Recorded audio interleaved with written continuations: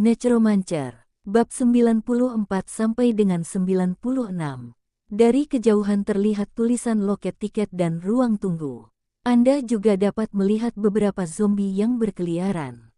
Wu Heng berdiri di tempat dan berkata kepada kerangka berkepala besar di samping, biarkan kerangka yang memegang tombak bergerak maju. Hore! Kerangka yang memegang tombak menggerakkan tombaknya ke depan dan mulai bergerak perlahan. Zombie-zombie di stasiun kereta semuanya melihat ke arah kerangka itu, meraung, dan bergegas maju seperti orang gila. Engah kepulan-kepulan gelombang. Sekelompok besar mayat berkumpul dan menabrak formasi tombak. Zombie gelombang pertama langsung ditusuk ke dalam saringan dengan lapisan tombak, sedangkan zombie di belakang juga berjatuhan satu persatu dari tombak yang ditusukkan dari tempat berbeda. Suara tombak yang menusuk tubuh terdengar serempak. Biarkan kerangka helikopter naik dan bunuh sisanya. Wu Heng melanjutkan. Tengkorak pisau dapur dengan cepat melewati kerangka tombak dari kedua sisi, mengelilingi mayat di tengah. Menjadi adegan kerangka yang mengepung zombie.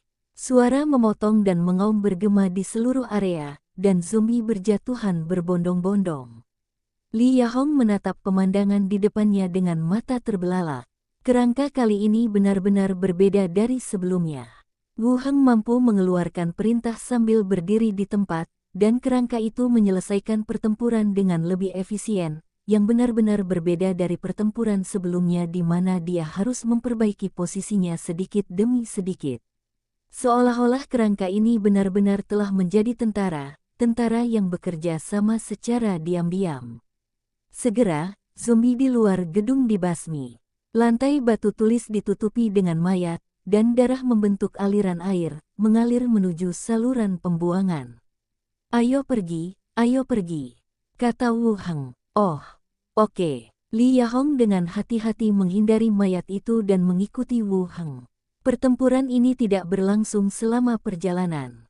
Datanglah ke pintu ruang tunggu. Lantai pertama kosong, dan suara pertarungan telah menarik perhatian para zombie di dalamnya. Apakah orang-orang itu mengatakan di mana zombie-zombie yang menyimpang itu berada? Wu Heng bertanya. Stasiunnya sebenarnya tidak kecil, dan kalau dekat pasti tertarik ke sana. Tidak, Wu Heng melihat sekeliling, dan dengan pemikiran di benaknya, dia melepaskan Xiao Xiao. Ada apa? Paman Xiao Xiao melayang di udara dan bertanya. Berjalan di sekitar area untuk melihat apakah ada yang selamat atau zombie yang menyimpang. Wu Heng berkata langsung. Baik, Xiao Xiao setuju dan pergi. Saat ini, di lantai 2, sekelompok zombie berguling menuruni tangga dan menerkam ke arah ini. Para penombak maju. Perintah Wu Heng. Hulala gelombang. Para penombak menggerakkan tombak mereka ke depan untuk menghadapi zombie yang menyerang. Segera setelah sebagian besar zombie yang turun dari lantai 2 terbunuh, Xiao Xiao terbang kembali. Dia menunjuk ke arah atas dan berkata, Paman, ada yang selamat di sana, dan ada 2 anjing besar. Anjing besar, anjing cacat tingkat 1. Ada berapa orang yang selamat? Xiao Xiao bertepuk tangan, lalu membuka tangannya dan berkata, 5. Oke, bawa anjing kerangka itu ke sana dan bunuh kedua anjing nakal itu. Jangan biarkan anjing-anjing itu kabur, dan jangan biarkan anjing-anjing cacat itu membunuh yang selamat, kata Wu Heng. Dimengerti. Xiao Xiaoi melambai, Teddy, Xiao Hui, ikuti aku. Setelah mengatakan itu, dia memimpin dan terbang ke atas. Anjing kerangka dan kucing kerangka juga bergegas keluar dari tim kerangka dan berlari ke atas. Area kantor administrasi, di ruang kru. 2 pria dan 3 wanita, memegang batang besi dan kursi kayu, memandangi 2 anjing cacat di depan mereka dengan ekspresi ngeri. Berbadan tinggi, bulu gelap, dan rompi anjing polisi tergantung di tubuhnya. Harimau hitam, aku sudah memberimu makan, tapi kamu tidak bisa membalas kebaikan dengan permusuhan. Salah satu pemuda berkata kepada seekor anjing cacat. Tetapi anjing cacat itu masih menatapnya dengan sepasang mata dingin. Air liur kental berwarna merah tua keluar dari sudut mulut. Apa yang harus kita lakukan? Ayo lompat keluar jendela, mungkin kita masih bisa selamat. Ini lantai 3. Jika kamu melompat ke bawah dan kakimu patah, kamu akan mati. Pria di depan menatap anjing cacat itu dan menjawab, ini adalah lantai 3 stasiun. Lobi di lantai pertama tingginya 3 atau 4 lantai, yang setara dengan sekitar 5 lantai. Kecuali Anda bisa terbang, Anda hanya bisa mati jika melompat. Kalau begitu mari kita bertarung dengan anjing-anjing ini. Radio mengatakan bahwa materi putih dapat meningkatkan fisik manusia, dan mungkin kita masih bisa hidup. Kata wanita berambut pendek di antara mereka. Oke, ayo kita lawan mereka. Beberapa orang berkata serempak. Ledakan momentum yang tiba-tiba menyebabkan anjing cacat itu mundur 2 langkah. Kemudian, dia menatap beberapa orang lagi dan maju 2 langkah. Ekspresi orang yang selamat berubah, dan senjata di tangannya diarahkan ke anjing yang cacat itu. Detik berikutnya, anjing cacat itu langsung menerkamnya. Mulut berdarah penuh bau amis, menggigit tongkat kayu seseorang. Di tengah robekan yang hebat, tongkat kayu itu terlepas dari tangan dan terlempar ke samping. Tatapan mata anjing cacat itu bahkan lebih tajam lagi. Dengan tendangan kakinya, kedua anjing cacat itu kembali menerkam ke depan. Gala-gala gelombang. Tiba-tiba, suara tulang yang bertabrakan terdengar dari belakang. Segera setelah itu, suara kekanak-kanakan terdengar. Silakan bunuh 2 anjing nakal ini. Hore! Beberapa kerangka hewan langsung tertabrak. Anjing cacat itu berbalik dan lari. Orang-orang yang selamat di ruangan itu juga membuka mulut mereka. Melihat hantu yang berteriak di langit dan kerangka yang mengejar anjing zombie. Babak 94, truk militer. Suara geraman dan gigitan terus terdengar, dan anjing kerangka serta anjing cacat itu berguling menjadi bola. Anjing ganas dan cacat itu dipukuli dan digigit, potongan besar daging busuk berjatuhan, dan darah berceceran di mana-mana. Dia tidak bisa melarikan diri meskipun dia melarikan diri, daging dan darahnya dimakan oleh beberapa tulang. Ruang istirahat kru. Beberapa orang yang selamat mulai melihat hantu mengambang dengan waspada saat ini. Jangan datang, jika tidak jangan salahkan kami karena bersikap kasar. Xiao Xiao melayang ke depan sedikit dan berkata, aku baru saja menyelamatkanmu gelombang. Apakah kamu manusia atau hantu? Sulit untuk mengatakannya, tapi kalian aman sekarang. Tunggu saja sampai paman dan yang lainnya muncul. Xiao Xiao melihat bahwa pihak lain tidak terlalu menyukainya, dan tidak ingin berbicara kepada mereka lagi. Dia mengucapkan kalimat berikutnya, berbalik dan terbang. Melayang ke sisi tempat anjing kerangka itu bertarung, dan menyemangati anjing kerangka itu di udara. Di tangga, Li Yahong berjalan perlahan. Berdiri di depan pintu, dia melihat ke dalam dan bertanya, apakah Anda meminta bantuan melalui radio? Melihat orang yang hidup akhirnya datang, wajah beberapa orang yang selamat juga sedikit membaik. Apakah Anda dari tim penyelamat? Kami bukan tim penyelamat. Li Yahong mengamati kondisi beberapa orang. Tidak ada luka yang terlihat jelas, dan berkata, zombie di luar telah dibersihkan, Anda tidak perlu khawatir. Terima kasih telah datang untuk menyelamatkan kami. Pemimpinnya mengucapkan terima kasih. Li Yahong melambaikan tangannya dan melanjutkan, saya tidak akan mengucapkan kata-kata sopan lagi. Sekarang saya akan memberi Anda 2 pilihan. Yang pertama adalah mengikuti saya, tetapi Anda harus mendengarkan saya dalam segala hal yang Anda lakukan di masa depan. Apakah Anda adalah generasi kedua yang kaya atau penumpang? Saudara Cheng dan saudari, Anda semua tahu situasi saat ini, dan Anda harus mengubahnya jika ingin bertahan hidup. Tidak ada seorang pun di seberang sana yang menjawab. Li Yahong melanjutkan pembicaraan tentang pilihan kedua. Pilihan kedua adalah tidak mengikuti kami. Zombie di luar telah dibasmi. Kamu bisa terus tinggal di sini untuk berlindung atau pergi ke tempat lain. Tapi apakah kamu bisa bertahan di masa depan tergantung on kamu sendirian, dan kami tidak akan datang untuk menyelamatkanmu untuk kedua kalinya. Ini adalah hasil diskusinya dengan Wu Heng. Ini berbeda dengan Wang Ke yang diselamatkan dari rumah sakit. Wang Ke kurus dan kurus, jadi dia dibiarkan sendirian, dia akan mati. Ada 5 orang di sini, membentuk kelompok kecil. Jika jumlah orang dalam tim terlalu banyak, sebenarnya cukup merepotkan. Cara memilih tergantung pada diri mereka sendiri. Jika mereka bersedia mengikuti Anda dapat menerima mereka, yang akan meningkatkan tenaga Anda. Kalau mereka tidak mau dan tidak memaksakan, terserah mereka apakah bisa bertahan. Bisakah kita membicarakan hal ini? Tanya pria itu. Li Yahong mengangguk, oke, cepat, kita tidak punya banyak waktu. Mereka berlima berkumpul dan berdiskusi dengan suara pelan, sesekali melirik Li Yahong yang tak jauh darinya. Keadaan kehidupan dapat dianalisis dari warna kulit masing-masing. Mereka berlima pucat dan kurus. Mereka tidak hanya lapar, tetapi juga khawatir dan sangat stres selama ini. Li Yahong di depan pintu terlihat jauh lebih baik, meskipun dia berpakaian seperti pekerja dan mengenakan sarung tangan kerja. Sepertinya dia tidak lapar sama sekali. Setidaknya itu membuktikan bahwa dia tidak kekurangan makanan. Melakukan diskusi singkat, pemuda yang menjadi pemimpin itu berdiri dan berkata, "Bolehkah saya bertanya, apa yang perlu kita lakukan?" Li Yahong bersandar pada kusen pintu dan berkata, "Memindahkan barang, memotong, mengelas, dan beberapa pekerjaan fisik tidaklah sulit, tetapi membutuhkan usaha." "Bagaimana dengan wanita itu?" tanya seorang penumpang wanita di belakang. "Jika kamu memiliki keahlian khusus, kamu dapat memberi tahu mereka. Jika kamu tidak memiliki kemampuan khusus, kamu harus bekerja dengan mereka. Jangan ceritakan tentang kamu. Aku bekerja setiap hari." Li Yahong terus menjawab. Beberapa orang sedikit bingung. Pengelasan, pemotongan. Untuk siapa ini berhasil? Atau, mereka telah membangun tempat penampungan dan membangunnya dalam skala besar.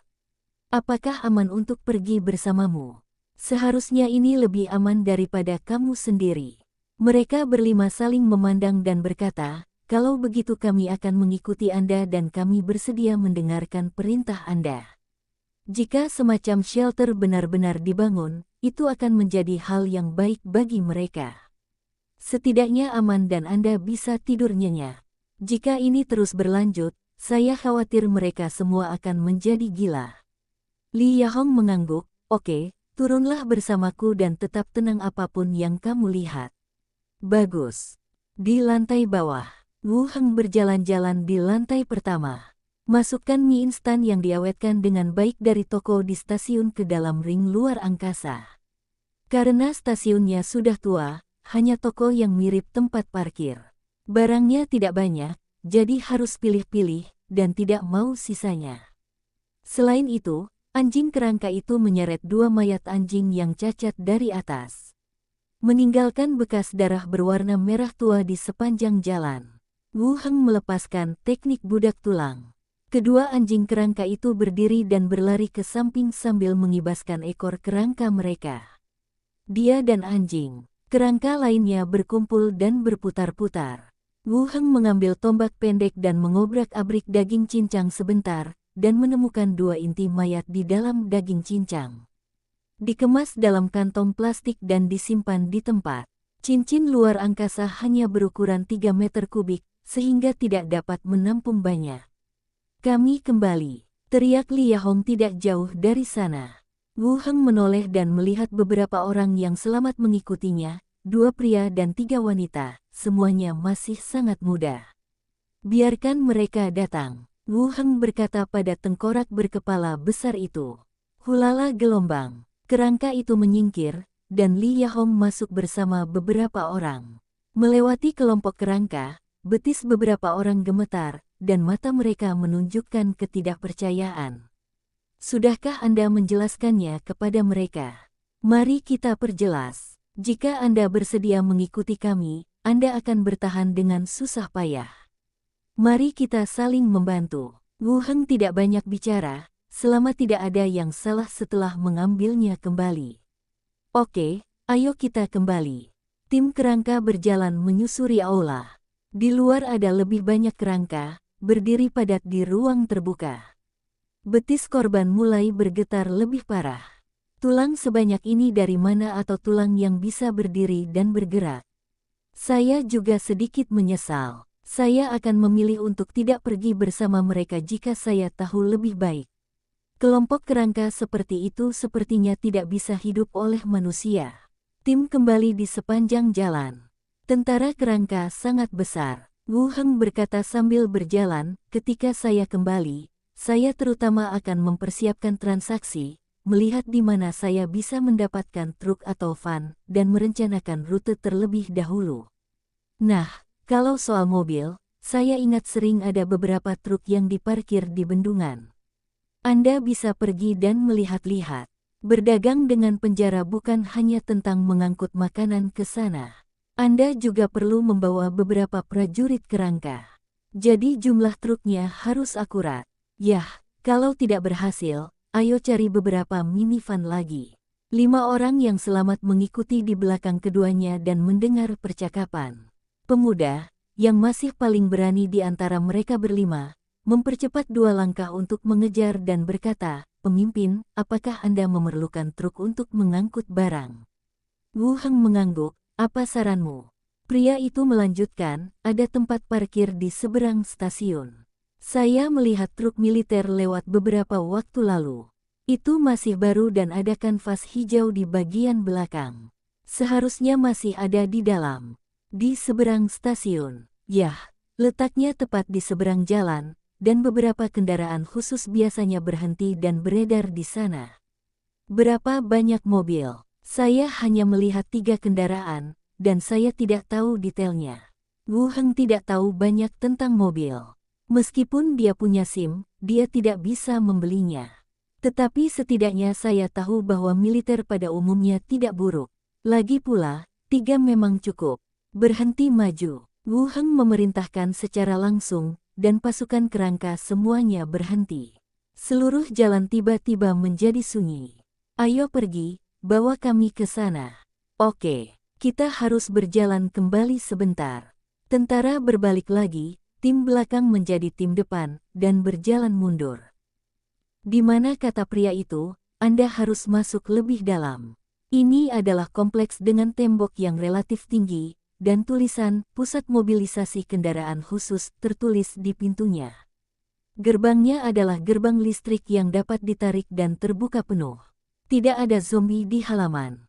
6 mobil, 3 truk militer, 1 bus penumpang, dan 2 forklift terlihat diparkir di dalam." Setelah memastikan tidak ada zombie, tim langsung masuk. Setelah pemeriksaan singkat, Li Yahong berkata, "Ada minyak, tapi tidak ada kuncinya." Wu Heng, melihat situasi di sekitarnya, berkata langsung, "Pergi dan cari gedung untuk melihat apakah Anda dapat menemukan kuncinya." Barang semacam ini biasanya disimpan di tempat tertentu dan langsung dikeluarkan saat mengambil mobil. Meskipun Wu Heng memiliki kunci perunggu, namun hanya berguna untuk membuka pintu. "Saya belum mencoba apakah dapat mengunci pintu saat mengemudi. Saya juga tidak bermaksud menunjukkannya kepada orang luar. Ada bangunan 3 lantai di halaman. Jumlah lantainya tidak banyak, tetapi dibagi menjadi kantor satu persatu, dan ruangannya masih cukup banyak." Wu Heng, Li Yahong, dan beberapa kerangka memasuki gedung. Orang-orang yang selamat yang baru saja bergabung, dan lebih banyak lagi skeleton, tetap berada di luar. Wu Heng berkata langsung, "Cari secara terpisah."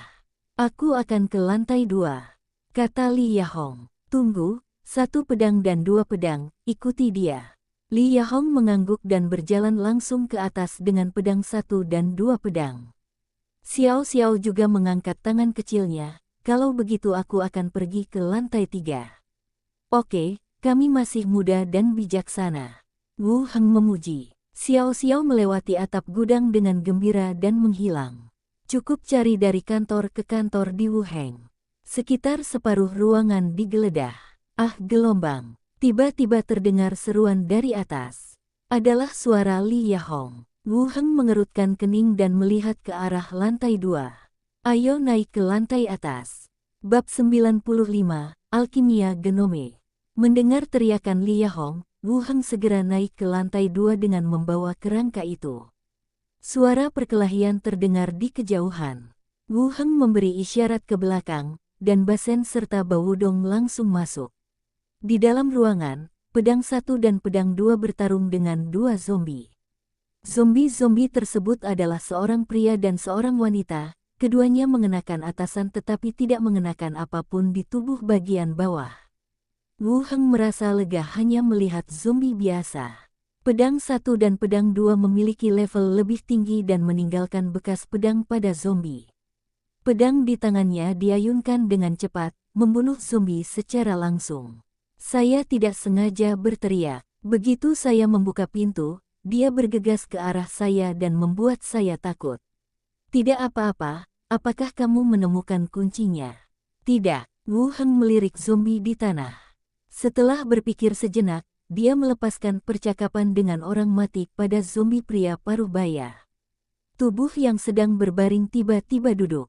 Dia menoleh untuk melihat mereka berdua, matanya abu-abu.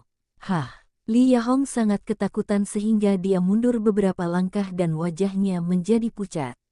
Wu Heng melambai padanya untuk tidak takut, lalu memandang zombie yang duduk dan bertanya, di mana kunci mobil di bawah? Ini pertama kalinya aku berbicara dengan zombie. Sulit untuk mengatakan apakah jiwa palsu yang diciptakan oleh sihir necromancy akan bekerja pada zombie. Saya juga merasa sedikit tidak nyaman di hati saya. Setelah menunggu beberapa saat, zombie itu berkata, ada di ruang transfer manajemen di ujung lantai 3. Wu Heng mengangguk dan masih bisa berbicara. Terus bertanya, apakah semua kendaraan diparkir di bawah? Ya, Anda, Bang Gelombang. Setelah menjawab kedua pertanyaan tersebut, jenazah pria tersebut langsung berbaring telentang dan berubah menjadi mayat kembali. Wu Heng juga menahan pertanyaan ketiganya di tengah jalan. Orang baik, kamu hanya bisa menjawab 2 pertanyaan setelah menjadi zombie. Ini terlalu cepat. Paman, saya menemukannya di lantai 3. Xiao Xiao melayang masuk. Wu Heng tidak menyebutkan zombie dan menjawab, ini sungguh luar biasa. Hehe, benar. Pimpin jalannya, ayo ambil kuncinya. Lewat sini. Xiao Xiao terbang di depan, dan Wu Heng mengikuti kerangka itu hingga ke lantai 3. Ada 2 zombie di lantai 2 seluruh gedung, dan Li Yahong bahkan bertemu mereka. Temukan kunci di ruang dalam dan turun lagi. Melihat Wu Heng dan yang lainnya keluar, beberapa orang yang selamat juga datang untuk menyambut mereka. Wu Heng berkata, kamu tahu cara mengemudi, kan?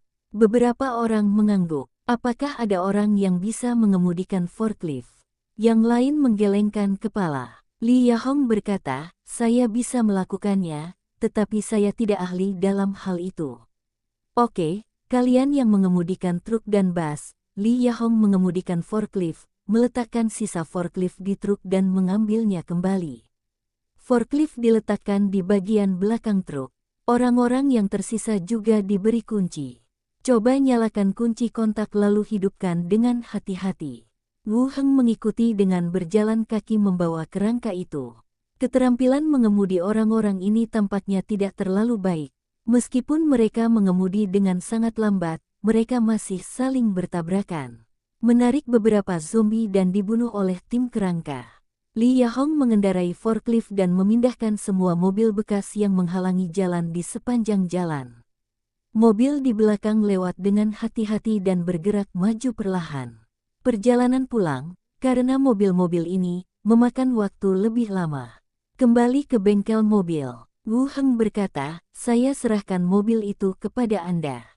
Ubah dan hubungi penjara. Baik, Li Yahong mengangguk. Kemudian mintalah seseorang mengemudikan mobil ke pintu bengkel mobil. Pada saat yang sama memperkenalkan anggota baru. Wu Heng kembali ke komunitas, meminta para kerangka untuk menumpuk mayat-mayat itu, dan mulai menggunakan medan perang mayat mati untuk mengubah mayat-mayat itu. Sejumlah besar skeleton berdiri dan bergabung dalam antrian. Saat dia berada di luar, dia pada dasarnya tidak menggunakan Dead Course Battlefield mantra yang menghabiskan banyak energi sekaligus.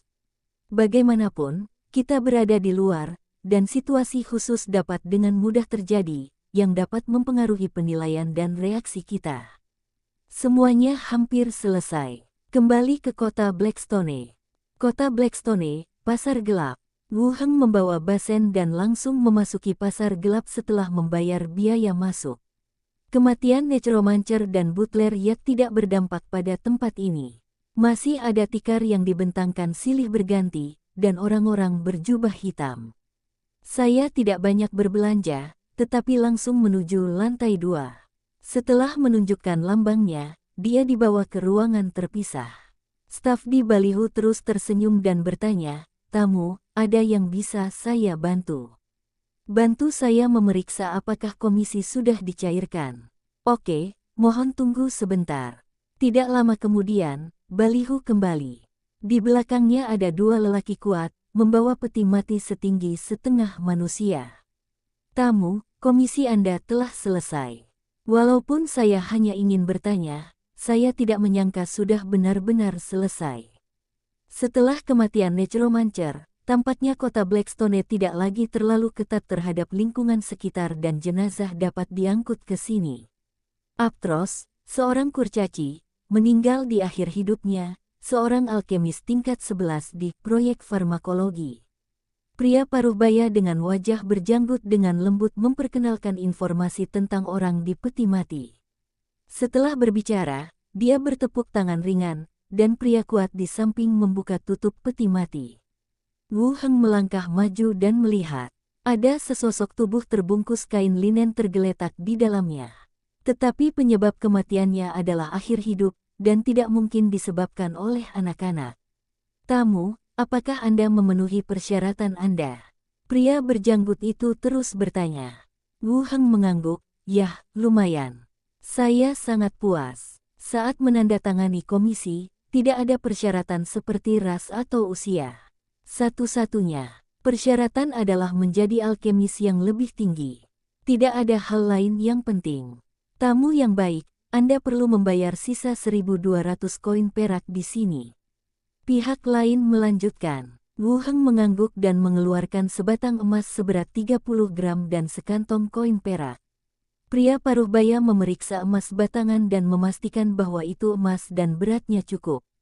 Dia tersenyum dan setuju, "Komisi sudah selesai, tamu." Wu Heng mengangguk. Dia mengambil uang lain dengan kepala ular di atasnya dan menyerahkannya kepada pihak lain. Dia berkata, "Lihat apa yang ada di sini." "Baiklah, tamu, mohon tunggu sebentar." Pria itu mengambil tagihan dan berjalan keluar. "Tagihan ini ditinggalkan oleh Yat, dan saya datang ke sini hanya untuk melihat apa yang telah dia simpan." Segera, pria paruhbaya itu kembali, memegang sebuah kotak kayu hitam di tangannya. Menempatkan kotak kayu di atas meja, beberapa orang mundur, sementara Wu Heng membuka tutup kotak dan melihat ke dalam. Di bagian atas terdapat akta rumah dan lambang seperti mata.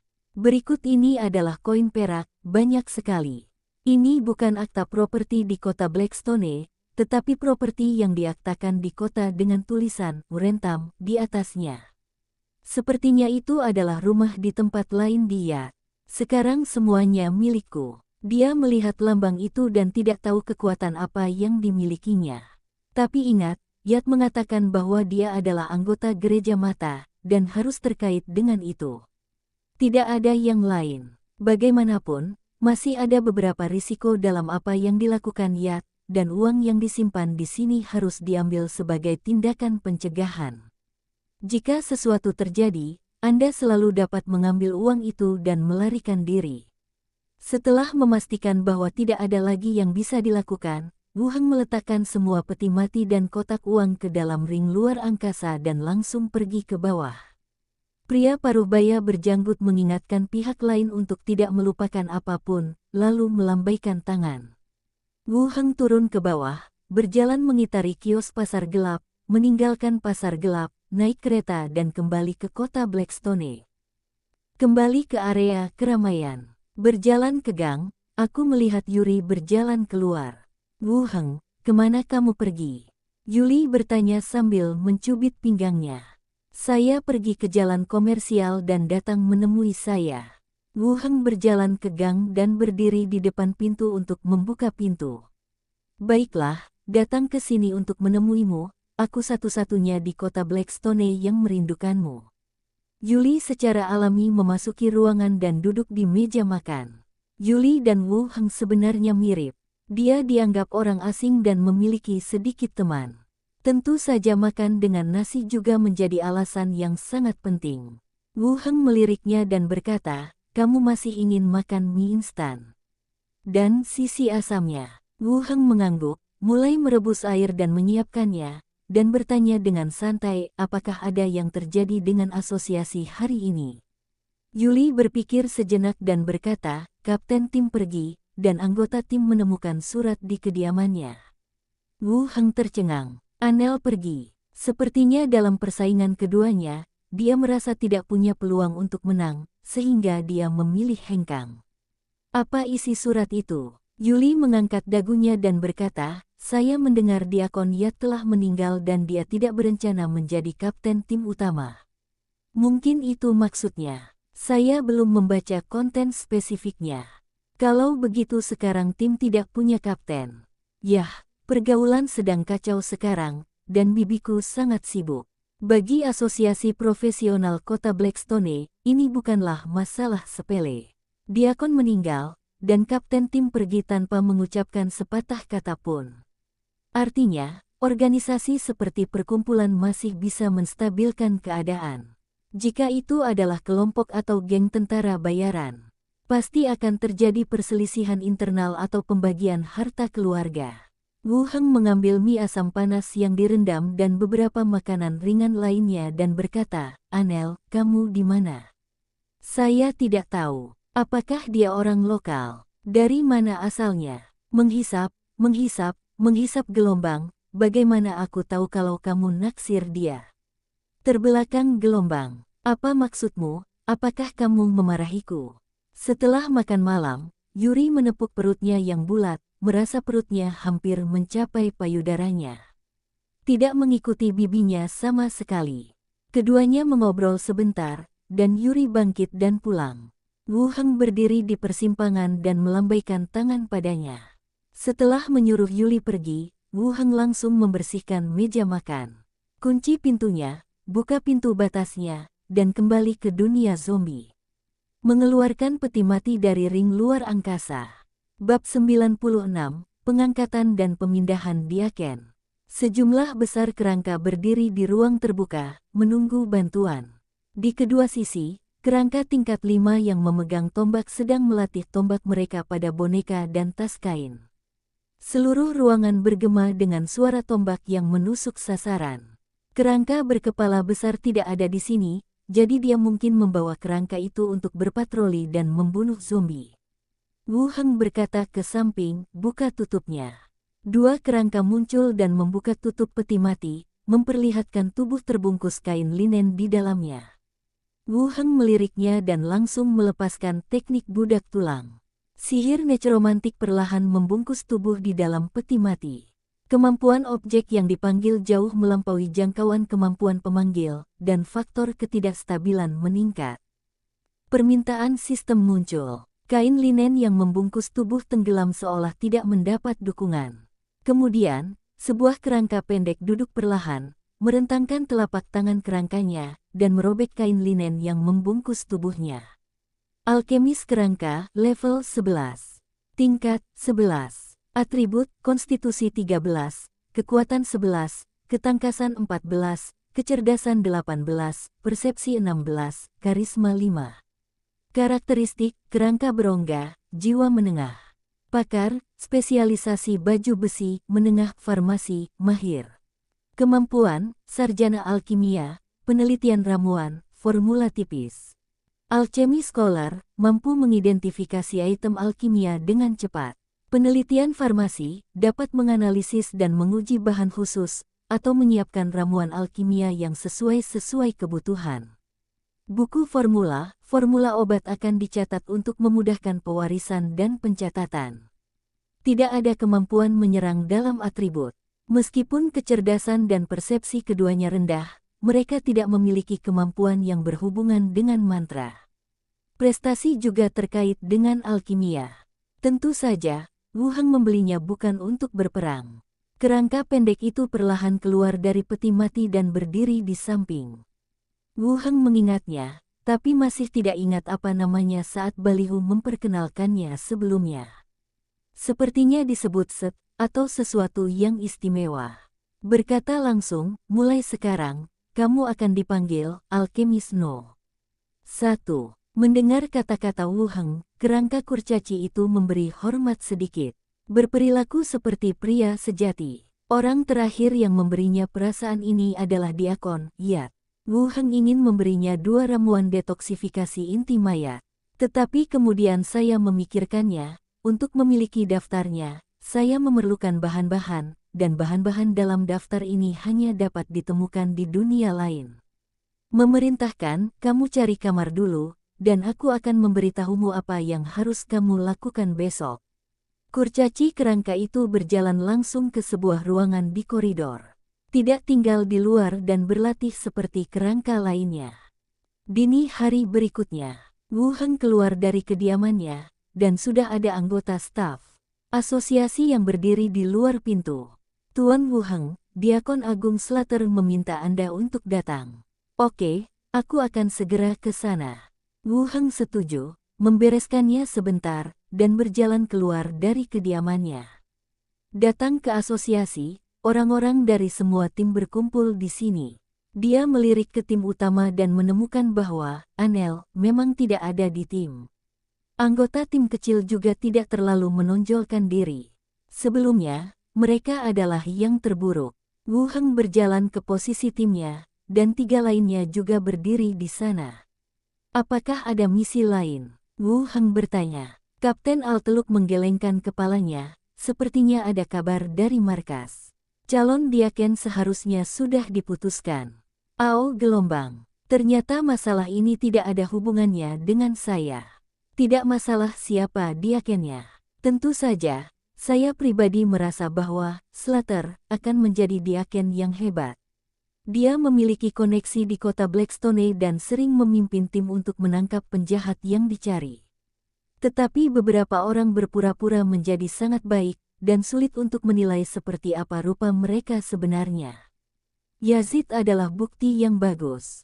Dia terlihat seperti pria sejati dan memakai sarung tangan putih setiap hari, tapi dia sudah berada di sekitar kota Blackstone selama bertahun-tahun. Itu membunuh begitu banyak orang. Hati orang-orang tidak dapat diprediksi. Beberapa orang sedang mengobrol dengan suara pelan, dan tak lama kemudian Slater keluar dari samping. Dia memandang semua orang dan berkata langsung, saya menelepon semua orang di sini di pagi hari untuk menginformasikan status penunjukan departemen. Semua orang terdiam. Lanjutan, tunjuk Slater sebagai diakon tetap dari Asosiasi Profesional Kota Blackstone, dan wakil diaken akan tiba di kota Blackstone dalam waktu 3 hari. Bagaimanapun, ini adalah organisasi yang terdiri dari para profesional, dan pengangkatannya tidak memerlukan upacara yang rumit. Pemberitahuan biasa yang sederhana dan sekilas surat pengangkatan telah selesai. Anggota masing-masing tim, serta beberapa anggota staf, semuanya saling memandang dan tidak berkata apa-apa. Slater telah bertahan bertahun-tahun, dan tidak mengherankan jika dia menjadi diaken. Selamat kepada Diakon Slater. Semua orang mengucapkan selamat. Oke, tidak ada lagi yang bisa dilakukan, ayo pergi dan lakukan urusan kita sendiri. Slater melambaikan tangannya. Semua orang berpencar, mengobrol dengan suara pelan, dan berjalan keluar dari aula asosiasi. Yuli sangat senang mendengar kabar itu dan nyaris bersorak. Senangnya, dia menepuk punggung Wu Heng 2 kali. Bagaimanapun, dia adalah bibinya. Dia menjadi diaken, dan Yuri dianggap sebagai generasi kedua di sini. Mau kemana? Tanya Yuri sambil berjalan keluar. Belilah beberapa bahan, kata Wu Heng. Materi apa yang ingin kamu pelajari tentang undead? Jiwa orang mati, bahan untuk alkimia. Oh, kamu sudah mulai belajar alkimia lagi sekarang. Sedikit terlibat gelombang. Keduanya berjalan keluar sambil mengobrol. Staf menyusul dari belakang dan berkata, Tuan Wu Heng, Diakon, silakan datang. Wu Heng tercengang. Segera dia menyadari bahwa Slaterlah yang mencarinya. Sekarang ketika saya mendengar bahwa dia akan mencari saya sendirian, saya merasa sedikit gugup. Bertanya-tanya apakah dia akan melukai dirinya sendiri. Tetapi Slater cukup baik pada dirinya sendiri, dan dia masih muda. Sepertinya dia tidak memiliki penyakit apapun yang mengharuskannya hidup lebih lama, dan dia juga memiliki industri dan tidak kekurangan uang. Itu tidak boleh merugikan diri Anda sendiri. Baik, Wu Heng mengangguk. Yuli berkata, kalau begitu aku akan menunggumu di ruang tunggu dan membeli bahan nanti. Wu Heng datang ke ruang kerja Slater. Mengetuk pintu pelan-pelan, dan setelah mendapat jawaban, dia masuk. Sendiri, ruangan itu dipenuhi aroma samar, sama seperti aroma di kereta sebelumnya. Wu Heng tersenyum dan berkata, "Selamat, Diakon Slater." Slater memberi isyarat padanya untuk duduk dan berkata langsung, "Selain pengangkatan saya, markas juga mengirimkan beberapa perintah pemindahan tentang Anda. Karena Anda memiliki prestasi yang cukup, Anda akan dipindahkan ke Luntam sebagai kapten." Mendengar ini, Wu Heng sedikit mengernyit. Dia akan dipindahkan, dia tahu ini. Ini adalah pengaturan yang dibuat oleh Yat. Setelah mengambil alih tubuh Wu Heng, dia akan pergi ke tempat terpencil dan menunggu beberapa tahun, dan tidak akan ada yang mengetahuinya lagi. Wu Heng terkejut dengan nama kota, Luntam. Kemarin, saya mengambil barang-barang yang Yat simpan di konsorsium lambang ular, dan ada akta rumah dengan tulisan Luntam di atasnya. Dengan kata lain, hal ini sudah diatur sebelumnya oleh Yat, atau dengan kata lain, dia berinisiatif untuk melamar ke kota ini atas namanya sendiri. Luntam berada di luar kerajaan Yeko. Ini adalah tempat yang relatif kacau. Saya tidak tahu mengapa markas tiba-tiba memindahkan Anda ke sana. Slater menatapnya dan kemudian berkata, "Jika Anda tidak ingin pergi, kami dapat berkomunikasi dengan markas besar dan membiarkan Anda mengambil alih posisi kapten tim utama." Kota yang bukan milik kerajaan Yeko.